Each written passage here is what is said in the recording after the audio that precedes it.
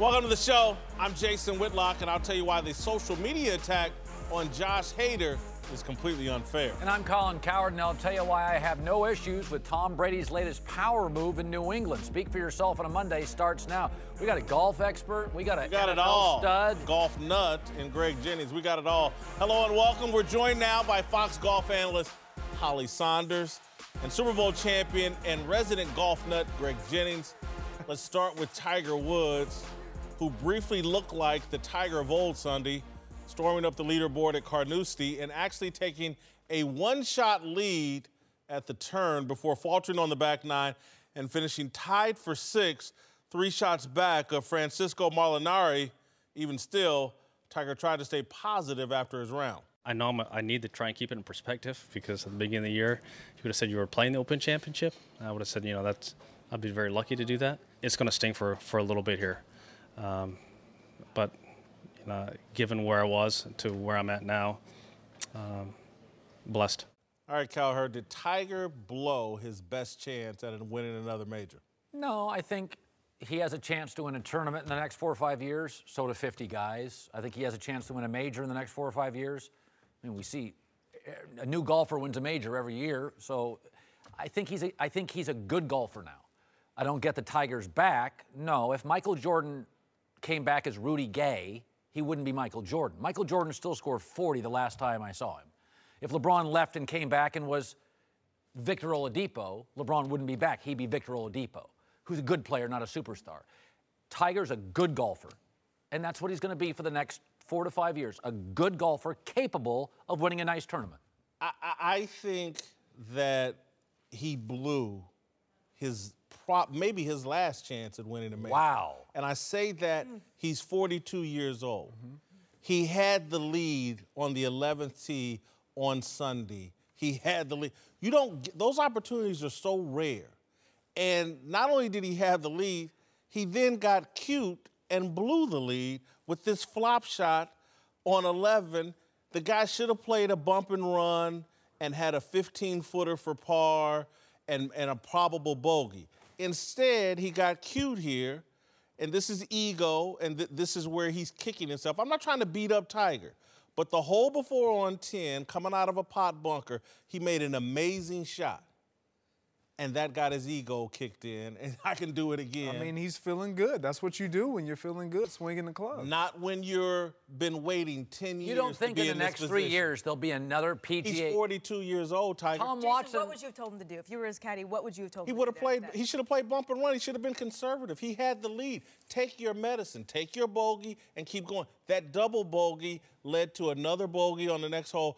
And again, at 42, you just can't do this. These opportunities are so rare. And Tim Brando said on this show a month ago during the U.S. Open and said, if Tiger's going to win another major, it'll probably be at an Open. It'll be a links course, no water, no trees. Tiger just blew his best chance. I agree with you. I think he did blow his best chance to date. I think that he could potentially win again, but age is against him. His timetable of winning is what's closing. And these young players that are up and coming, forget up and coming, they are here. And they are here to stay. This isn't the same old golf that we saw Tiger dominating and playing when he was on top with the lead every single tournament, playing out front. It's a different style of playing. Now, getting to the way he's playing, I enjoyed what I saw. I don't like his mentality. I don't like the approach of, and when we listen to the soundbite, the only thing that stood out to me was, this is gonna sting a little bit. I'm accustomed to hearing more of that from Tiger. He's more happy of just being where he is and where he's at. That's what I don't like. That's what a great competitor, you don't hear that coming out of LeBron's. To the people you know in golf, do they think this is it? Not at all. And what you're saying is true. I think that his mentality now is that he's grateful to be out there. I talked to Peter Jacobson, who was part of the NBC coverage this entire week. He said that he is very polite. He's interacting with people more. He does like having the second chance. He's more grateful. But I believe he has the greatest mind in golf. I don't think his swing is the best anymore, but I think he knows that. I don't think, Greg, in any way that he's saying, you know, it stings a little bit. I'm a little upset about it. I think he's really upset about it. But I think he knows. We saw some of those shots he pulled off yesterday. I know he's 42 years old, but did his body look like that? Some of the shots we saw him hit yesterday were Tiger-esque. I think he has the greatest mind in golf. He said, I'm going to build his way into the lead, is what he said. I'm going to build my way into the lead. We're used to seeing, no, we're not used to hearing him say Tom that. Watson almost won a British at 57. I get it, Colin. And he's not in that kind of shape. For the appearance, this guy's got a fused back. He's had all kinds of health issues. It can come back at any time. He's on borrowed time right now. Father Time is undefeated, and he's had all kinds of health issues. But, Holly, my point, I do believe Tiger's got a great mind for golf. But he outsmarted himself. Francisco Molinari actually played the game that Tiger should have played. All he had to do was beat the guy in his group, and the guy in his group played a smarter game of golf for 18 holes than Tiger Woods, and that's why Tiger lost. But he wasn't quite certain. What is Jordan Spieth doing in front of me? That's the hard thing about golf. You're playing against the person, yes, in your group, but you don't know what's happening in front of you. You hear those cheers. Maybe he heard some cheers, and he thought, hey, I need to be super aggressive on this back nine, and that's what he did. It didn't work out then, but Tiger knows. Again, he doesn't have the best swing right now, but he knows how to pick a golf course apart. Tiger is incredibly By the way, bright. when Tiger was great, I can remember watching years ago, they were showing, when Tiger was really in his prime, he would come out of his shoes. Like, you'd never show a young kid, here's how to golf. Right. Tiger was not the perfect golf. Fred Couples had the better swing. There was better pacing. Tiger came out of his shoes. He was overly aggressive. I could argue that's his DNA. He's kind of an aggressive golfer. Get it. But at 42, you can't be. Johnny Miller was. Their coverage yesterday was brilliant because Johnny Miller said everything that I'm saying, but he said it much more politely. On the 11th, he was like, golf seduces you into doing dumb things. And that's what Tiger did. He did something stupid. Totally. Without question. Totally. But that doesn't make him, that's every golfer. But Every again, golfer. when you're 42 and you've got the lead on the back nine of a major and you're Tiger Woods, you can't do dumb things. But you still believe I can make this shot. Short side, you don't have By the room. way, Kobe you Bryant, gotta flop 60 it. points last game. Tiger can make that shot. Are we reacting to the result? Exactly. That's what we're doing. Johnny Miller was reacting in real time. He's played in real. He knows exactly what golfers are thinking. And again, there's a way you look. Kobe, when he got the 60 at age 38 or whatever he was, that's a whole different mentality. He played a different game at 38 than he did at 24, 25, 26. Tiger's going to have to play a different game at 42. And I'm just yesterday, he blew what I don't know if we'll ever see him again in a major. 8 holes to go, he's got the lead, and then double bogey and the lead a bogey. for 5 minutes. Tiger's now played 27 majors since his last win. He's battled personal issues, surgeries, failed comebacks, even a DUI arrest. Yesterday, his kids were there to see him compete at a major, and afterwards, Tiger was asked what he told him about coming up just short. I told him I tried, and I said, I hope that you're proud of your pops for trying as hard as I did, and they gave me some. It was pretty emotional because they gave me some pretty significant hugs there and squeezed, and I know that they know how much this championship means to me and how much it feels good to be back playing again. And to me, it's just so special to have them aware, because I've won a lot of golf tournaments, in my career, but they don't remember any of them. And so for them to understand, what I was doing, early in my career, and only thing they've seen are my struggles and the pain I was going through. All right, Whitlock, these comments make you feel bad for Tiger. I don't think they make me feel bad. I think it's a window into what's driving Tiger. And he has it made up in his mind that he's going to share a special moment with his kids, that this is what Daddy's career was about. You guys didn't get to experience it when it was going well. Here's what it's about. when it is going well. And in his mind, it's going to be the most beautiful and gratifying experience to share a victory, hopefully a major, with his children. I think that might be driving him a little bit more than catching Jack Nicklaus at this point. If he can just have this moment he can share with his kids, I think it's very important to him. Yeah, I think a lot of his issues are self-inflicted, so I don't feel bad for him. I mean, he broke the family up. Yes, I don't feel. I mean, again, he's got a pile and stacks of money. That mansion in Jupiter, Florida, with 3 swimming pools. I'm sure. I don't feel bad for kids or Tiger. His wounds are self-inflicted, and so I mean, his health wounds are self-inflicted. He sounds like a dad. I mean, I think his reaction is what a dad's. I'm a dad. You know, you're a dad. It's a reaction like, I really want to do something for my kids to see dad succeed. But that's a common message in America. You want to have a great moment so your kids can see it. I'm not sure if it's bigger for the kids or you. I think it's big for Tiger. I think it's bigger for him than it is for the kids. So you're saying his personal comeback is bigger than his professional comeback right now, Jason, is what you're leaning on? Without question. Okay. I think he knows what he did to his family, and any gift he can give his kid, and I'm sure he's given them all the ones financial that you can do, but if they could have some memory, because life is about making memories, right. And if he could make some incredible memory with his kids on a golf course, at a major, that I don't think he can think of anything better he can give them. Right, like as Colin mentioned, you know, his kids are 11 and 9 now, and they remember him as divorced dad, arrested dad. 2 years ago, he was laying down. He has a little small 9-hole course at his house in Jupiter, Florida. He was laying down in a bunker, and he had to ask Sam, his 11-year-old girl, to go get help because his back hurt so badly. He was laying down and couldn't get up. That's how his kids remember him. So he's 42 years old. He's an alpha male. You guys have kids. You know exactly what he's saying. The first time I ever met Shannon Sharpe, I'll bring this story up, he told me, I asked him about his kids, and he said, yeah, I was young enough when I had them that they remember Daddy do what he do. So, you know, that's important to men. I really think that it's important to Tiger. That's what's driving him. It is the supreme importance. I don't feel bad for him, but I can empathize with him because my kids are old enough, my older kids, my Amaya 11 and Aaliyah's 9, they were there when I won the Super Bowl. Right. They can sort of remember. My oldest can remember, but my son, my namesake, who's 5, he's the youngest of my 4. I remember when I went to Minnesota.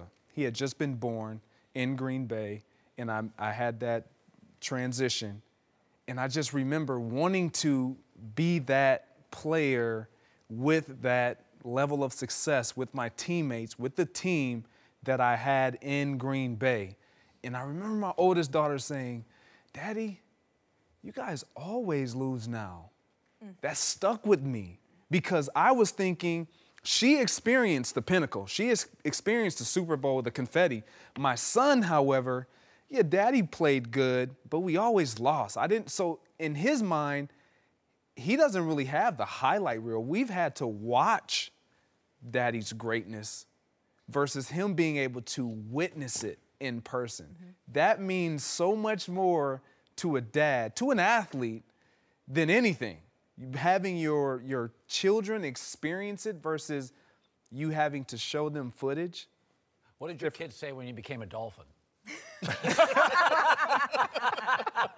We better get some good vacations out of this, is what they said.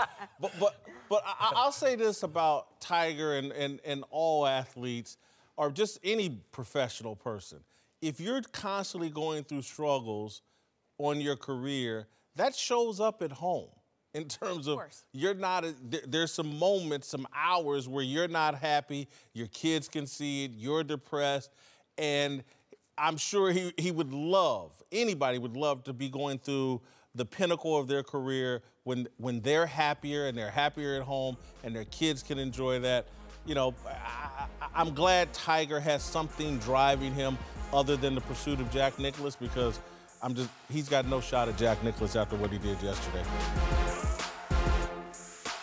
Welcome back. Greg Jennings back, joined now by the founder of the Big Lead, Jason McIntyre. Let's move to the man we just heard from, Brewers pitcher Josh Hader. Teammates stood behind him after some really offensive tweets from his youth surfaced during the All-Star game. After issuing that apology on Friday, Hader entered a game on Saturday in Milwaukee, and the fan reaction surprised a lot of people. And the fans welcoming Josh Hader back to Miller Park.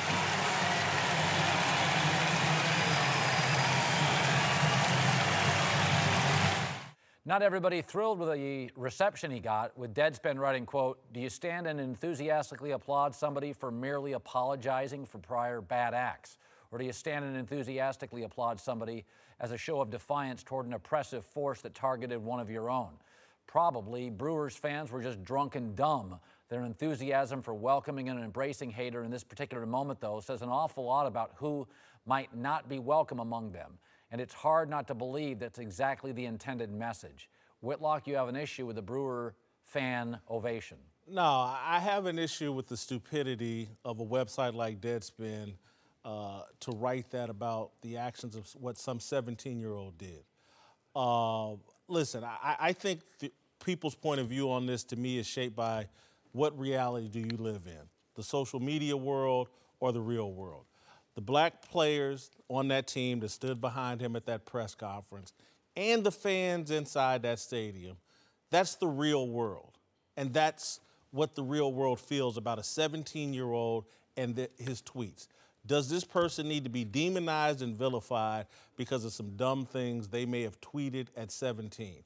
The real world, his teammates that know him and the fans that actually have to deal with him know that, hey, we're not demonizing this guy. And we know there's a segment of America that wants to crucify him because he was a teenager that did some dumb stuff. I was once a teenager and did stuff far worse than any of the tweets that have been associated with him. I have actions. I bullied a kid relentlessly my senior year of high school. Did some despicable things to that kid. Far worse than anything he's been accused of. It's either we're going to live in the past or people get to move on from their past. I'm glad, thank God, I've been able to move on from mine. My problem is celebrating. To me, a standing ovation is what you give Cal Ripken at his last at bat. They gave one to Ray Rice. And I totally think that's disgusting. They gave one to Ray Rice. Yeah. It's the fans. They're showing support. Fans show support. They gave one to Ray Rice before the video. But by the way, the story was out. It was just a rumor of domestic violence. You're right. But what would I tell my daughter if my daughter can read, she's going to college, she reads about Ray Rice, doesn't need the video. He decked his girlfriend, knocked her out. It was well reported. Yeah. And then the fans all give a standing O to the player. Like, I'm not saying you have to boo. I'm not saying you can't do a mild applause. But a standing ovation is what Denzel's going to get at 70. It's what Cal Ripken gets in his last at bat. Fans show support. Okay, but you're asking me, do I have a problem with it? I have a problem with standing ovations for apologizing for bad acts. I'm not saying you have to boo him, because he'll get booed on the road, you know. But, like, and I don't think this is analogous to racial tweets or hitting a woman. But, you know, everybody in the country was like, okay, Barry Bonds is going to break Hank Aaron's record cheating. And in San Francisco, it was standing O's. Well, wait, time out. You don't have to boo him, but why are we celebrating bad acts? When people do the right things, it should be celebrated. The guy was remorseful, apologetic. He cried in front of his teammates. His teammates have shown support for him. Standing O? It's to show, fans show support. And when people are going over the top trying to punish you, you're going to provoke that kind of response from fans. Now I will say this. There's almost a Trump quality to this. Oh, no. Is that people, I don't know if they like Trump, they hate the media. Yes. And I do feel like... I don't blame them. And no, I do feel like some of that Milwaukee reaction is a pushback on what is perceived to be an over-aggressive media in the last 5 to 10 years. Well, media or social media, because social media, we're doing this a lot now. We're looking for the gotcha tweets from 10 years ago. Got to get that guy. And then, you know, everybody in their tribe, oh, wait, listen, we're all on the same side for all these other arguments. We've got to nail this kid. Even though, as you said, he was 17. When I see the standing ovation, I don't think they're applauding his bad act. I think they're applauding, as he said, the remorsefulness. This guy cried in front of his teammates for something he did at 17. These guys have spent a year in the locker room with him. And, Greg, you can speak to this. You know somebody a lot more if you're in the locker room with him for a year. Baseball, every day, you know, like 162 games. These fans out here writing on the internet, they only see the games. They know nothing about this guy, the dynamics of the locker room, and they're just jumping on board because they've got to crush him because that's what social media demands. Yeah, I personally, because I know what standing ovations mean as a player, it's like the ultimate validation. Yes. Like, you can't get any greater praise, appreciation, respect given to you other than a standing ovation. And I think perception of how we look at this is everything. Because if you look at it from, are they giving him a standing ovation because he just apologized, or are they just giving him a standing ovation because he's one of them? We don't know all of that. What I do know, playing in Wisconsin, in Green Bay, Wisconsin fans, Badger fans, Packer fans, Brewer fans, they support their own. Bottom line, it doesn't, good, bad, or ugly, they support them. Now, in this situation, because I played professional sport and I understand what standing ovations really mean and how they're perceived to a player, it's typically when you've done something that is worth receiving a standing ovation. You're being honored. You're being honored in some regard. I think more of this was based on, you know what, we support that you have come out and been honest. I'm not going to hold him to what he did at 17. I refuse to do that. Because as you alluded to, when you're in the locker room with somebody, every single day, you know them. You know them. It's going to come out. Whether you've been having drinks or whatever, just locker room talk, you're going to hear some signs of what we heard or seen in the prior tweets when he was 17 years old. So I don't have a problem with the act of the player supporting him and some of the fans supporting him. The standing ovation, though, that's a So what's acceptable? That's too much. Hold for a second. This thing about the standing ovation, and we give standing ovation. Guy hits 3 home runs, ovation. That's some sort of physical gift that, even though we're in awe of it, it's actually irrelevant and meaningless. A guy can hit 3 home runs. He's not curing cancer. This kid, the courage that he's shown and the remorse that he's shown and the way he's handled this situation is actually more admirable than hitting 3 home runs. It is. So I'm not again, saying it is we've said, oh, a standing ovation means this or that. But is it- And a standing ovation actually in sports and most in singers singing some crazy song. I've seen rappers cuss, scream, and denigrate black people in every way possible, and people applauding and up and dancing and celebrating. So I don't want to. I'm not into what a standing ovation means or doesn't mean. You're saying it takes courage. If something came out and I did a bad Did John action, Rocker handle it different than this kid? John Rocker's not real bright. This No, kid's did bright. he handle? There's been a lot of people that handled that situation a lot different than him. Okay, but I wouldn't qualify his reaction as courageous. I think he was smart enough to understand he made a huge error. Own it. Own it. That's smart. I don't think it falls into courageous. And I'm not sure, and we'll have to rewind the tape if I use the word courageous. I said it was more courageous than hitting 3 home runs. Well, Again, I've seen people handle the race issue really poorly in this society, going on in modern America right now today. If we had more Josh Hader, we would be in a better spot. Right. If you look at everybody else handling the race issue, they're not handling it as well as this kid. That's fine. I don't think it qualifies as exceptional. It qualifies as decent. That's how you should handle bad actions. We don't have a lot of decency in this society we right have now, plenty. Colin. We have plenty of great people in America. What he did is the right way to handle a mistake. Yeah. Right, but it's not. It shouldn't be elevated to a celebratory, honored moment. He handled it the way a classy kid would. That's an on the moment. Look how Ray Rice handled his situation with the denial, Again. with the blaming his wife. We've seen athletes get in trouble, deny steroid use, deny everything. Right. This kid owned it, apologized in front of his teammates. And so, yes, if I want to call it courageous or whatever, or more courageous than hitting 3 home runs or scoring 50 points on a basketball court, that's what it is. You can call it whatever you want. But bad actions and owning it doesn't rise to exceptional. It rises to what good people do in America all the day. They make a mistake and they go, My bad, I made a mistake. I don't think that rises to exceptional. That's what you should do if you're a decent person. So question to you, Jason. If you're there, you're a fan, are you standing up giving him a standing? Because I'm on some different things. But if I'm his teammate, no. But that's real. Because if I'm his teammates, I'm doing what his teammates did, standing behind him. That's a different kind of standing ovation. It is. People have press conferences all the time, and the teammates don't come stand behind him. So again, I think his teammates recognize what I recognize. We don't see this very often. I'm going to go stand behind this guy because I know him and see him. And so that's a different kind of now we're into the dynamics of a standing ovation. I've already blown up the narrative that the standing ovation is something important. It's not. It's applauding for a guy that hits 3 home runs. We have a professional athlete standing ovation who said it is exceptional. You've been given a standing ovation, what, once maybe? And he's not a critic. He's an athlete that doesn't understand that a standing ovation a lot of times doesn't mean a damn thing. But some guy hitting 3 or 4 home runs isn't worthy of a standing ovation, but we give it to him because that's what we've been trained to do. Usually in America, standing ovations are exceptional. We don't give them a lot. We don't. By the way, you said have you been to very mean sporting events? You've been to very mean rock concerts? By the way, you said 3 home runs. When's the last guy that Matt Carpenter just did something nobody's done in 6 months? They don't have them very often. 3 home runs in a game.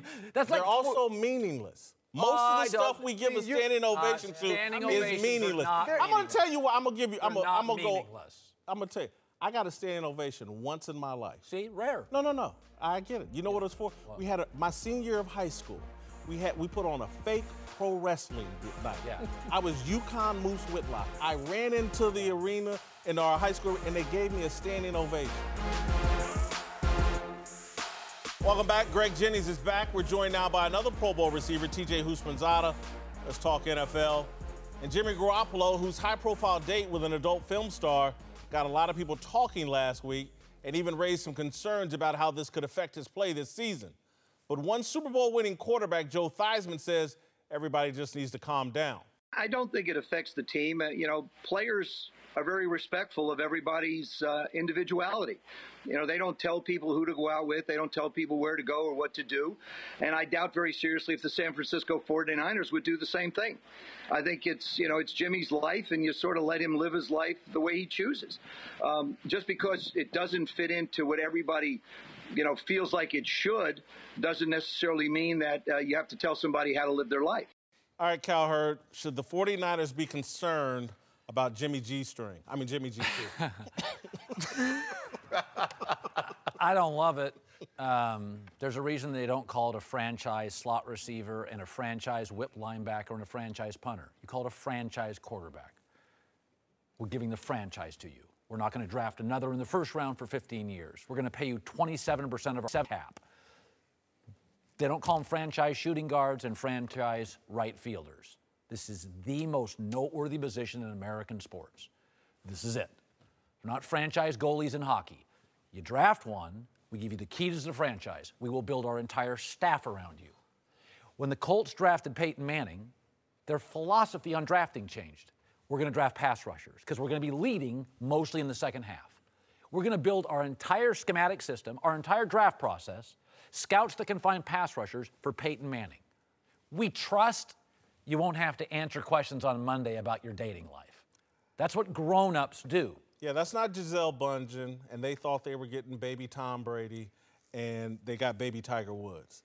And I don't think, I do think this is a bit of a concern, and I'm somebody that's been sold and in on Jimmy Garoppolo from the beginning, but, you get that kind of money, and you get that kind of position, and it liberates you and frees you. And he's in San Francisco. That's liberated and freeing. And he's comfortable with this. I'm not sure if the 49ers should be.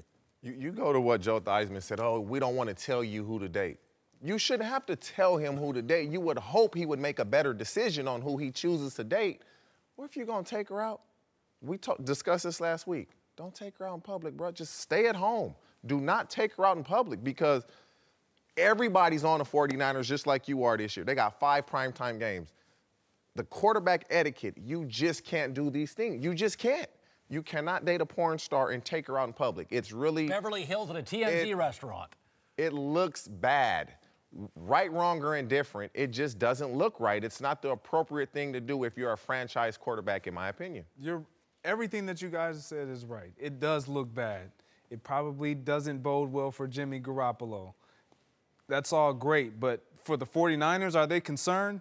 No. As long as you can continue to do what you did ending last year and grow and build on that, no. Your personal life is your personal life. If he plays bad, first thing they're going to say, oh, you remember when he was out with that porn star? You know it and I know it.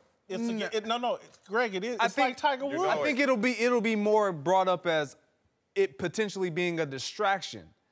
But as far as his play, that has nothing to do with his play. Tiger Woods is a golfer, a skier, a golfer, Roger Federer. In individual sport, I don't have a salary cap. You're not responsible for a franchise. Once you join a team, I'm a quarterback. Well, I got to take care of my receiver. There's 32 of these guys in the world. In the world. And about 7 of them are great. You have to conduct yourself as such. You have to. Here's why I'm saying the Tiger Woods thing. Because Jimmy, if he's watching, he's, hey, man, I'm being authentic. Y'all killed Tiger Woods for being a fraud. I'm being authentic. This is who I am. I'm a little freaky. However, the downside is when you're Tiger Woods, when he was winning 14 majors and was the greatest golfer, it didn't matter what he did off the course. But if Jimmy Garoppolo starts to play poorly, this will be the narrative. He'll be a laughingstock among his peers, people in the media, comedians. He'll be a bit of a laughingstock, and you don't want that as the face of your franchise. See, I struggle to make the comparison with Tiger Woods because Tiger Woods was married. Jimmy Garoppolo, he's not married. He's single. This is his. He can do whatever he wants to do. I agree. Privately. Well, again, privately. One of the reasons it's not what we want to see him doing. One of the reasons that GMs and, when they sit down for Carson Wentz and they're going to draft him, is he a grown-up? Can he handle being the biggest rock star in Philly? That's why you have combine questions. They don't ask middle linebackers like they sit down and press a quarterback. The reason I fell in love with Russell Wilson early, I interviewed him at 21, and I turned to my producer and I said, that guy is going to run this league in 10 years. Because I'm like, oh, he's way ahead of where a 22-year-old should be. Tom Brady, who still looks pretty accurate at 40, putting right in the money from his golf cart. That's Wes Welker on that golf cart, by the way. It's not the only Brady bomb from the weekend. The Boston Herald reports the quarterback, quote, had a hand in getting Josh McDaniels to return as a Patriots coordinator, and that Belichick's irritated about it. Whitlock, should Belichick be bothered by this? I disagree. I don't think he should be. I don't get it at all. You need consistency and continuity. Right. And Tom Brady helped them retain their offensive coordinator. That, to me, should make life easier on Belichick. I'm not sure why he would be bothered by this. Yeah, I mean, it seems to me the great actors in Hollywood use the same director, the same lighting people, the same casting people. Once you're great, the great thing about that is you get a little power, a little leverage, and a lot of times you can choose who you can work with. I like this quarterback coach. I like this. That's why when Aaron Rodgers comes out and said, could you give me a heads up that you just dismissed my quarterback coach, I defend Aaron Rodgers. Aaron's earned the right to say, my quarterback coach, I really like him. I'm better. So if I'm Belichick, all I care about with Brady is, are you committed to winning? Right. If the answer is yes, McDaniel's a great coach. Yeah, I don't have a problem with Tom Brady going behind Belichick's back or any of that, simply because, and if I'm Belichick, I wouldn't either, because this is the one constant of a relationship that I can get to him by way of Josh McDaniels, because we all know their relationship has changed. That has been altered because of what transpired this past Super Bowl. So if I'm Bill Belichick, let this one go. We have the same goal, which is winning. Everything else doesn't matter. Belichick seems to be irritated by a lot lately. And for McDaniels is a vital piece to that offense and that team. And Brady wants him there. He's experienced not having him for a few years when he left to go to Denver, and he had Bill O'Brien. Brady just wants that comfort level. Why Belichick is irritated is beyond me, but he seems to be in his feelings now about everything that Brady is doing, Kraft's doing. I think he feels like Brady has a little more say-so in years past, and he doesn't like it, and so it's rubbing him the wrong way. I'm going to defend Belichick just play devil's advocate the other side. What if part of Belichick's leadership philosophy has been, there's good to have change on my coaching staff, new voices. And I don't want, because again, there have been a lot of his coaches go off and get other jobs. Maybe he sees that as part of the process of keeping things fresh and on edge there. And maybe it was, in Belichick's mind, it was time for McDaniels to move on again. When it came out that Josh McDaniels was saying, the narrative was, Bill brought him into the office. I'm going to teach you how to be a head coach. I'm going to give you all these secrets. Where'd all that go now? Is that not true? That's a good point. That's a good point. I wonder the same thing as well. That ran through my mind as I thought the narrative was Belichick wanted to, but because there's been so many rumors and speculation about tension between these two, soap opera. Well, I mean, you don't know what to believe. There's never a right time to do the wrong thing. Josh McDaniels is better than anybody that would replace him. They don't have anybody on that staff better than Josh McDaniels.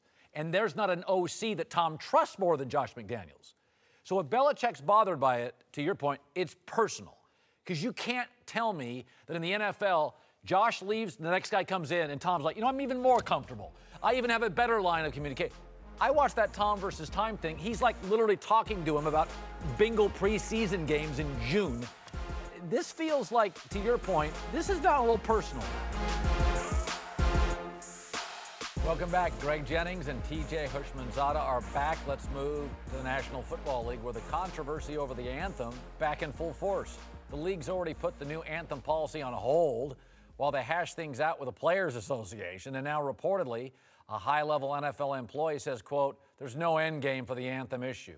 Whitlock, you expect this to be resolved before the season starts? No, we're 2 years into this. And I think what he means by no end in sight, there's no leadership in sight from the league or the NFL Players Association. And that's what he's saying, that he hasn't heard any suggestions of a good idea that could put this thing to bed. The Players Association seems so bound and determined that the national anthem that's the players' only platform to make a statement, and they want to protect that. And the NFL and Roger Goodell don't seem to be willing to draw a line in the sand. And so, you know, I offered up a solution last week that I'm sure is too tough for them. If you protest during the anthem, you don't play that game. The other solution is just don't come out for the national anthem. Just put them back in the locker room and let the national anthem go on without them. I don't think they're tough enough for either one of those solutions. I don't think it'll end because there's winners and losers, and that's what social media is about now, being on the winning side, the avalanche. And so it's better to be on the avalanche, skiing it, than be overwhelmed by it. So it's a political issue, and with politics on the internet, there's a winner and loser. You have said, since I've known you, that it's rigged. It's rigged to the left. So the left feels like we're going to kneel for social awareness. And the right, or moderates to conservatives feel, business people, pro-NFL people feel, it's not the time or the place. So you're always going to have winners and losers in the internet. This is a winners and losers political story. It's not even football anymore. It's not about football. It's about politics, and it'll last forever. This thing's going to go on forever and ever. And another thing that hurts it is the players feel like the NBA owners. NBA players feel like the owners have our best interests, but they don't get cut. Those are guaranteed contracts. NFL players have always felt like, that guy upstairs, he'd cut me the minute he could. So you don't have this benevolent relationship with NFL players and NFL owners like basketball has. This is never going to end. The teams coming out for the anthem started because of 9/11. That was my rookie year. And there were times where, to me, the best solution is everybody stays in the locker room when the national anthem's playing. That nobody can protest, because that's happened where no teams are out on the field when the national anthem is being played. What happened was 9/11 happens, the armed forces said, we'll pay the NFL if everybody comes out. Oh, way to make some money. All the players are out on the field. Yeah. It's what you said. If the players feel like they've been slighted, they're still going to protest, so to speak. And if Donald Trump doesn't like the rule, he's going to tweet. The owners are going to change something again. So winners and losers. Whoever wins, somebody the other side is going to say, oh, I feel like we lost. I'm going to do X, Y, and Z, and vice versa. So it will never end. The only solution that I see is you stay in the locker room while the national anthem is being played, and you come out afterwards. I honestly, I agree with that. I agree with that. If the guys can stay, but it has to be a collective consensus agreement between players, ownership, and the league office. They have to get together and come to this in unison. And let it be known that this was an agreement and everybody be in agreement with it and stay in the locker room, because that's the elephant in the room. The narrative has been shifted to it being the protest being against the national anthem and the flag, and that's not even the case. So let's just remove it altogether.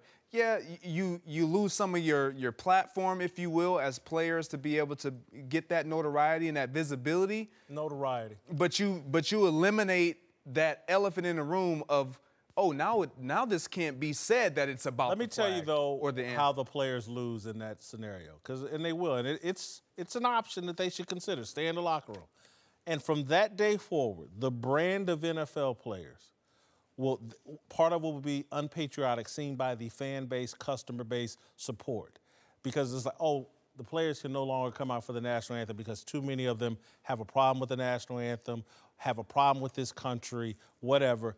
That will damage the brand of NFL players moving forward. That will be a repercussion. I disagree, because if you make that move, yeah, week 1, week 2, week 3, everyone's all over it from the media perspective, and we're talking about it and we're making a big deal about it. But eventually, there will be nothing to talk about.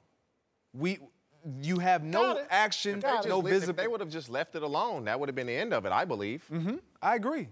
No, I don't, because I think we focus on the president's trolling, but trust me, you only troll people who like to troll back. And so there are players. Again, Jarrell Casey, when he comes, all he's doing is just popping off and trolling, looking for some Twitter retweets and follows and things like that.